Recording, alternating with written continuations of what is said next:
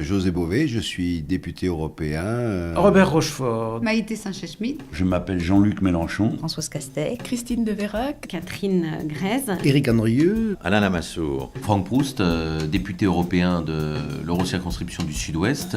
Pour moi, il y a une double facette du parlementaire européen. J'allais même dire, il y a une triple facette. Il y a d'abord la représentativité au sein de l'institution européenne. Comment on peut défendre l'Europe au mieux dans le monde dans lequel nous vivons, c'est-à-dire notamment face aux pays tiers. Après, c'est la défense de la France au sein de l'Europe. Et puis, il y a un volet qui est quand même important pour moi, c'est la défense des intérêts régionaux, c'est-à-dire voir comment le parlementaire européen que je suis peut défendre l'Europe en termes de pédagogie, c'est-à-dire bien expliquer auprès de nos concitoyens le rôle des institutions européennes, mais également de voir comment l'Europe peut financer des projets structurants dans mon territoire et dans mon eurocirconscription. On ne parle malheureusement de l'Europe que par rapport à des crises.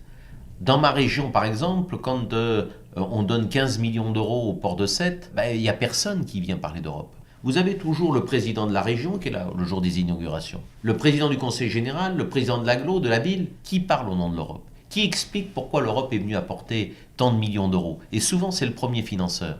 Mais malheureusement, l'Europe est toujours la grande oubliée. Et ce qui donne une image négative de l'Europe. C'est-à-dire, on est là et on ne parle que de l'Europe que sur des aspects négatifs. C'est la crise, c'est l'Europe. C'est toujours l'Europe qui est un petit peu pointée du doigt. Par contre, quand l'Europe apporte des choses positives, telles que le financement de projets structurants, eh bien là, il n'y a personne pour parler au nom de l'Europe. J'ai été élu député à l'Assemblée nationale en 1986. Et très vite, je me suis rendu compte qu'un nombre considérable de nouvelles lois qui s'appliquent en France ne sont plus décidées véritablement à Paris, mais sont décidées à Bruxelles. Le vice-président du Conseil d'État, qui est une des plus hautes autorités juridiques françaises, estime à 70% cette proportion de nouvelles règles de droit qui s'appliquent chaque année en France, qui sont soit décidées à Bruxelles, soit décidées à Paris, mais sous influence du droit communautaire. Et donc je me suis dit, si de plus en plus le destin de notre pays se décide à Bruxelles, il faut que les Français soient nombreux, soient actifs, soient présents à Bruxelles, là où les décisions se prennent, les grandes orientations du futur se prennent. Il vaut mieux avoir une loi européenne plutôt que 27 lois nationales. Dans ces domaines-là, il faut essayer de dégager l'intérêt commun européen et de définir une véritable politique européenne commune. Alors, c'est compliqué, parce qu'il faut en même temps prendre en compte l'intérêt national, proposer la vision française de l'Europe, qui n'est pas la même que la vision anglaise, que la vision allemande, que la vision italienne, tout en restant proche de ses électeurs. Aujourd'hui, il est évident que la dimension européenne donne un regard totalement différent et c'est pas un regard distancié quand on a fait un parcours d'élu local, mais c'est un regard plutôt dans l'articulation. Et aujourd'hui, j'en mesure les enjeux.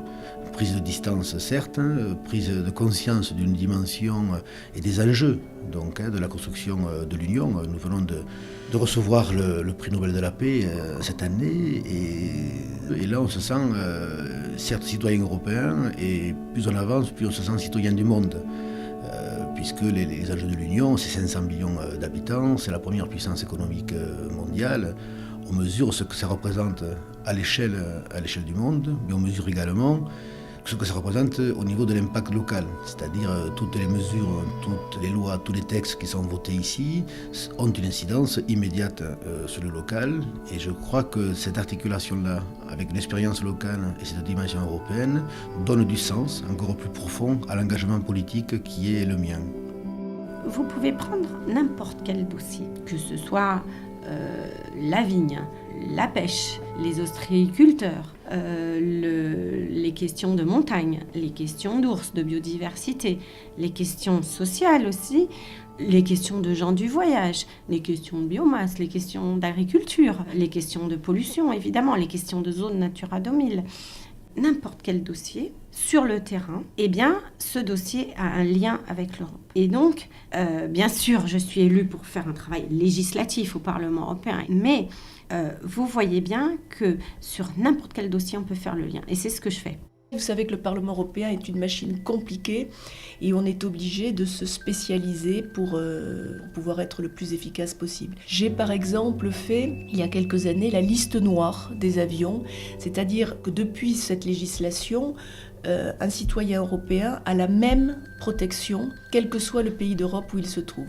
Un exemple concret, avant cette législation, un Français ne pouvait pas partir par une certaine compagnie, alors qu'un Belge ou un Néerlandais pouvait le faire, alors que la compagnie était la même. Dorénavant, c'est la même protection, quel que soit le pays de l'Union dans lequel on se trouve. On ne pourra pas continuer avec une rupture institutionnelle entre les décisions qui se prennent ici et les citoyens. Notamment, on voit bien qu'avec les politiques d'austérité qui sont rejetées par les citoyens parce que là aussi ça les touche dans leur vie quotidienne, nous demandons à ce qu'il y ait de l'oxygène budgétaire qui soit donné pour pouvoir injecter dans l'économie réelle avec un fonds de croissance, avec les fonds structurels qui viennent gommer un petit peu les inégalités territoriales dans l'Union européenne. Le budget de l'Union européenne ne peut plus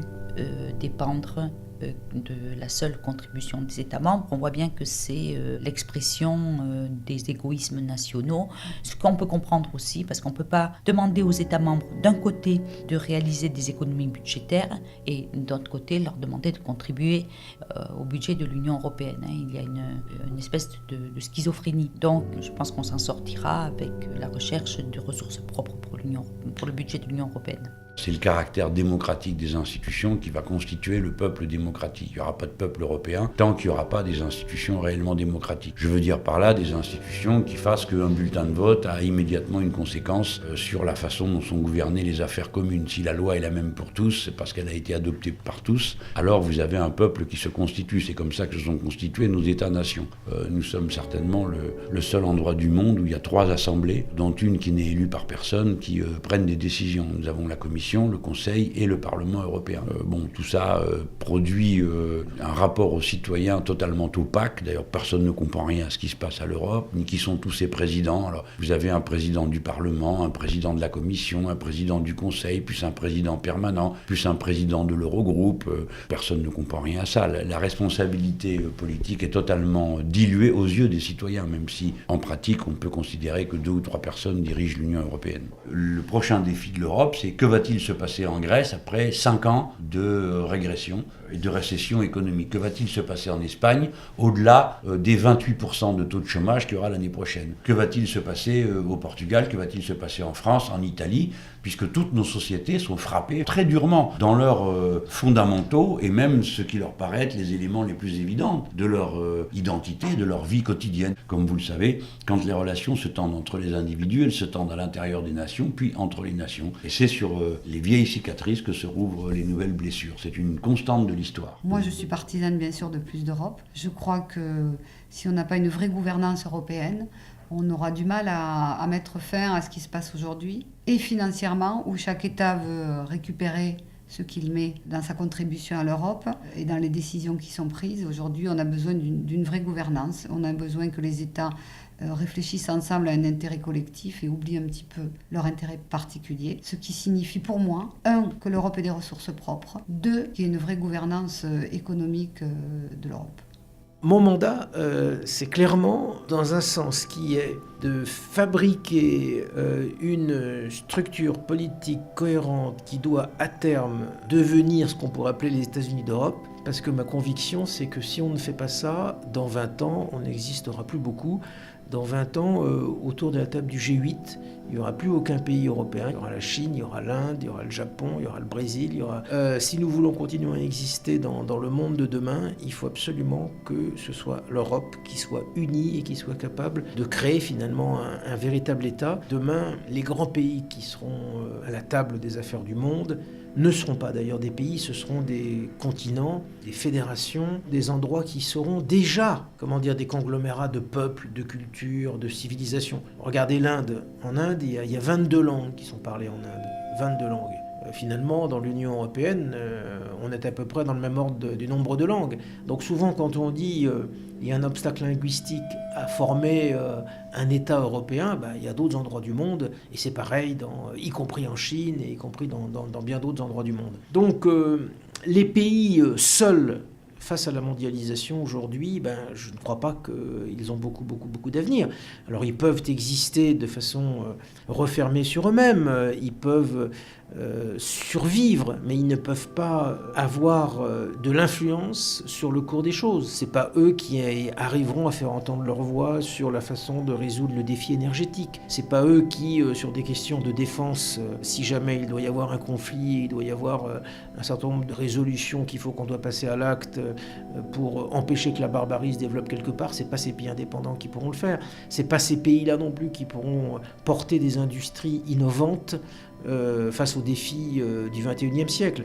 Donc peut-être que ce sont des pays qui pourront vivre avec des populations heureuses, mais qui ne pourront pas prétendre à la marche du monde. Moi, je crois que l'exemple de la PAC est un exemple intéressant. Depuis maintenant 1962, on a une politique intégrée sur l'alimentation et qui a rendu énormément de services aux citoyens européens. Aujourd'hui, il faut qu'on aille plus loin sur l'harmonisation fiscale, qu'il n'y ait pas du dumping à l'intérieur de l'Europe entre les pays, qu'on soit en capacité d'avoir un salaire minimum européen, une protection sociale européenne harmonisée, bref, qu'on aille là aussi vers une défense de tous les salariés, de tous les travailleurs européens, pour permettre un développement économique beaucoup plus harmonieux. Il est incompréhensible qu'on puisse avoir des pays qui soient en rivalité à l'intérieur de l'Europe et qui, pour soit prendre des entreprises qui viennent de l'extérieur, soit pour payer les salariés à un moindre coût, pour faire battre les salariés entre eux à l'intérieur de l'Union européenne. C'est pour ça que je crois que cette question aujourd'hui du salaire minimum, de la fiscalité commune, est une question centrale qui devrait être les outils qui permettront, avec des grands projets, de pouvoir sortir de cette logique infernale du chômage et notamment du chômage des jeunes. L'idée d'avoir un avenir commun est quelque chose qui est très ancien, qui s'est confronté ensuite à des logiques de pouvoir à travers l'histoire. Mais l'idée de se dire qu'on appartient à un même continent, à un même espace démocratique est quelque chose qui fait rêver, je dirais, depuis au moins 200 ans. Victor Hugo déjà le disait, il faut construire les États-Unis d'Europe.